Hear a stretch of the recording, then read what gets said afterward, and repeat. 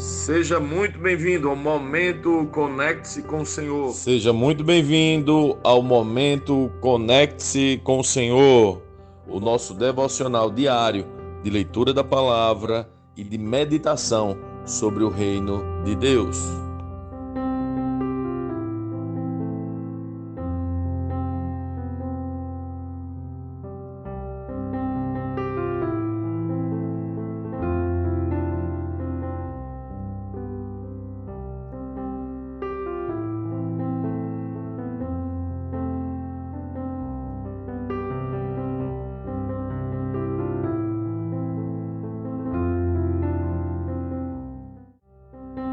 Uau!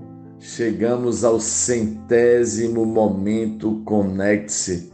Seja muito bem-vindo. Se você chegou aqui pela primeira vez, eu te convido a ler junto conosco Atos capítulo 26, um texto extraordinário, um texto que resume muito bem a mensagem do Evangelho.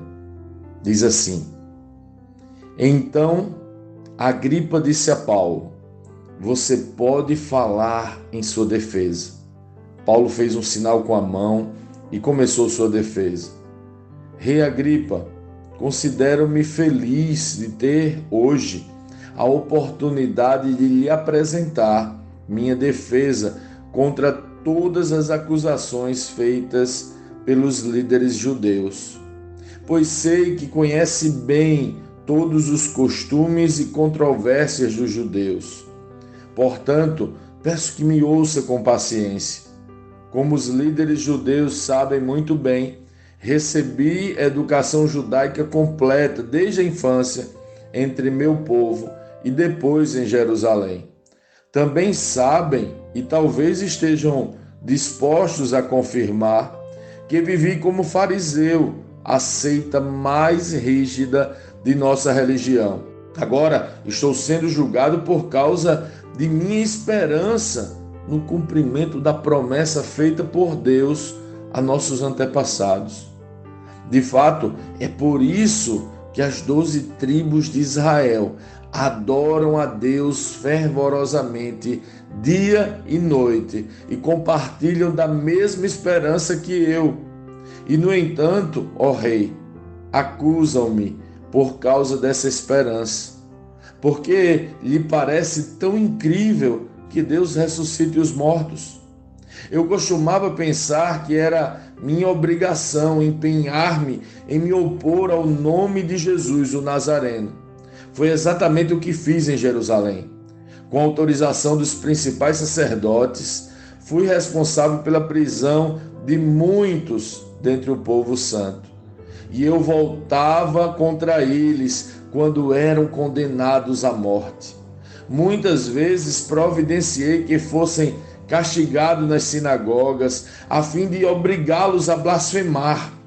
Eu me opunha a eles com tanta violência que os perseguia até em cidades estrangeiras. Certo dia, numa dessas missões, dirigia-me a Damasco, autorizado e incumbido pelos principais sacerdotes.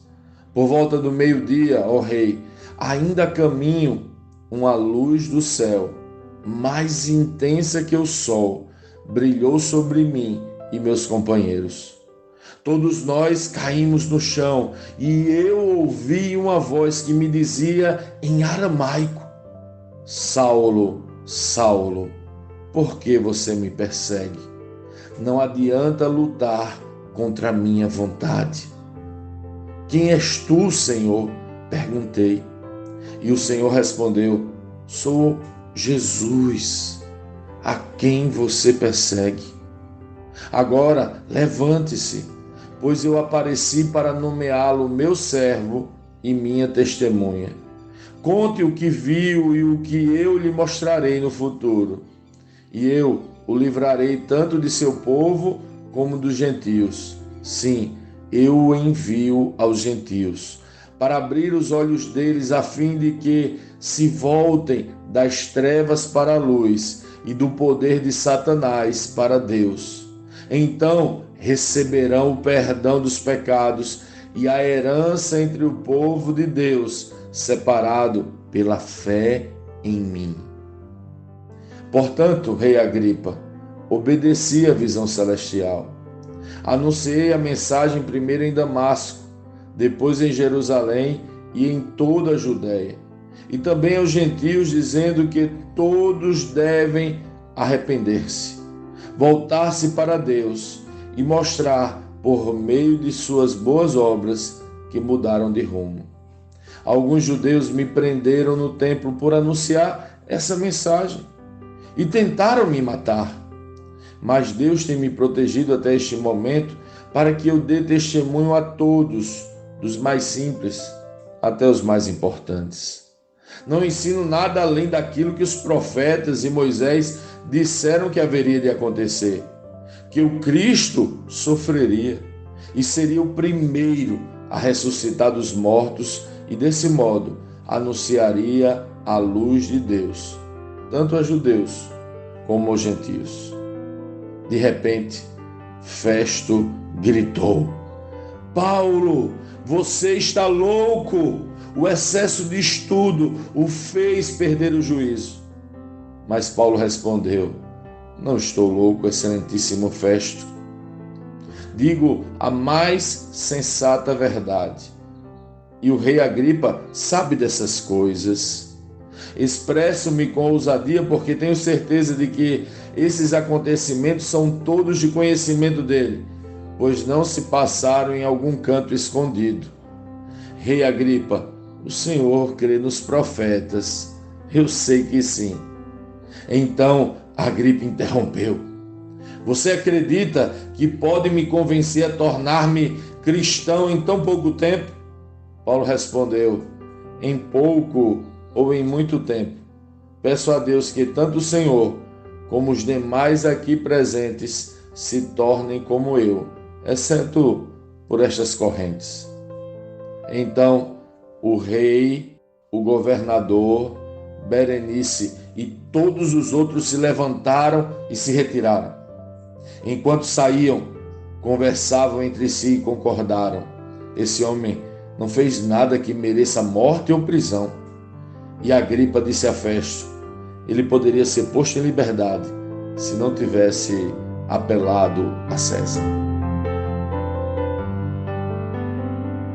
Lendo este capítulo de hoje, nós precisamos responder: como Cristo lê esse texto? O que aprendemos nele? E que aplicações práticas esse texto deve trazer para as nossas vidas?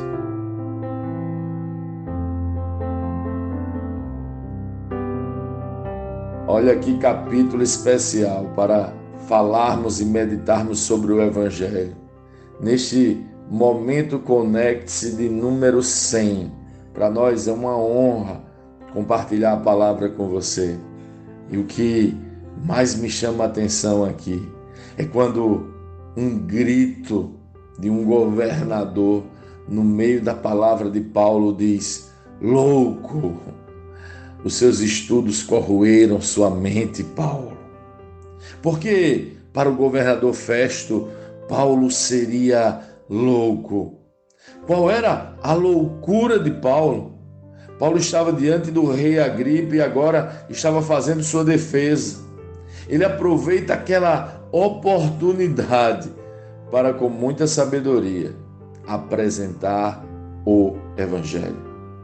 A defesa de Paulo é tão evangelística que o rei diz: você acha que pode me convencer a ser um cristão em tão pouco tempo? A loucura de Paulo era crer e anunciar o perdão dos pecados e a distribuição da herança, a vida eterna, aos que se arrependem e, por meio de boas obras, evidenciam que mudaram de rumo e se voltaram para Deus. Sim, essa mensagem é uma loucura. Fomos perdoados através do favor de Jesus Cristo. Jesus nos constrangeu com seu amor. Não importa o que você tenha feito e quanto de culpa você carregue, Ele te perdoou. E com este perdão nos reconectou todos nós pecadores ao Pai. Agora temos uma casa, agora temos uma família, agora temos um Pai. Recebemos a herança. Jesus nos constrangeu com seu amor. Ele deu a nós a grande herança esperada por todos os profetas, a vida eterna. Não fez isso porque éramos bons, fez isso porque Ele é bom. Porque nos amou, nos deu o que era seu, a eternidade. Ele mesmo foi o primeiro a ressuscitar para demonstrar o nosso próprio caminho. O que devemos fazer depois de receber tamanho favor e tamanha graça?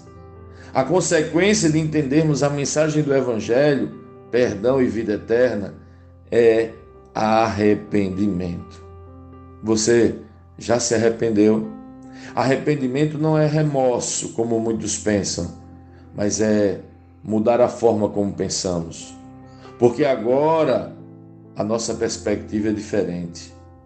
Diante do perdão, a nossa perspectiva é diferente. Diante da vida eterna, a nossa perspectiva de realidade é diferente. Temos convicção do nosso pecado. E o favor impagável de Cristo Jesus nos constrange. E por isso, constrangidos por esse amor, mudamos o rumo de nossas vidas. E através de boas obras, anunciamos que o Evangelho nos alcançou. Esse é o Evangelho. Essa é a mensagem de Jesus. Essa é ou foi a mensagem de Paulo. Esta é a mensagem da cruz. Essa era a defesa de Paulo. Essa era a sua loucura.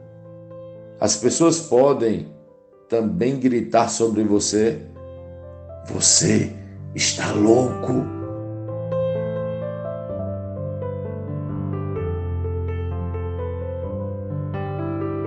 Sim, que bom ter você neste devocional e poder compartilhar o Evangelho.